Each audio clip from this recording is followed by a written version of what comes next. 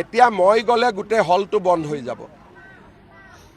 মই যদি চিনেমাখন চাব যাওঁ মোৰ সিকিউৰিটিয়ে থাকে 26 জন, বাকী ৰাইজৰটো কষ্ট হ'ব। গতিকে কোনোবা এটা দিনত আমি জোনাকী চিনেমা হলত ৰিকুৱেষ্ট কৰি পেলাই স্পেচিয়েলি চাব লাগিব বন্ধু বান্ধৱক লগত লৈ, কাৰণ মই হলত গ'লে তাত চিনেমা নহ'ব, বাকী ৰাইজৰ কষ্ট হ'ব। সেইকাৰণে আমি ৰাইজৰ কষ্ট নোহোৱাকৈ আপোনালোকক লগত লৈ চিনেমাখন চাম। এতিয়া মই গ'লে গোটেই হলটো বন্ধ হৈ যাব।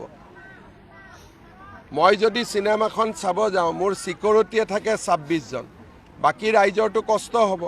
গতিকে কোনোবা এটা দিনত আমি জোনাকী চিনেমা হলত ৰিকুৱেষ্ট কৰি পেলাই স্পেচিয়েলি চাব লাগিব বন্ধু বান্ধৱক লগত লৈ, কাৰণ মই হলত গ'লে তাত চিনেমা নহ'ব, বাকী ৰাইজৰ কষ্ট হ'ব।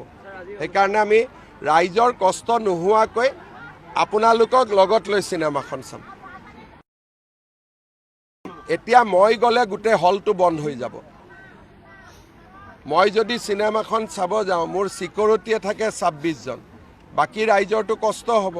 গতিকে কোনোবা এটা দিনত আমি জোনাকী চিনেমা হলত ৰিকুৱেষ্ট কৰি পেলাই স্পেচিয়েলি চাব লাগিব বন্ধু বান্ধৱক লগত লৈ, কাৰণ মই হলত গ'লে তাত চিনেমা নহ'ব, বাকী ৰাইজৰ কষ্ট হ'ব।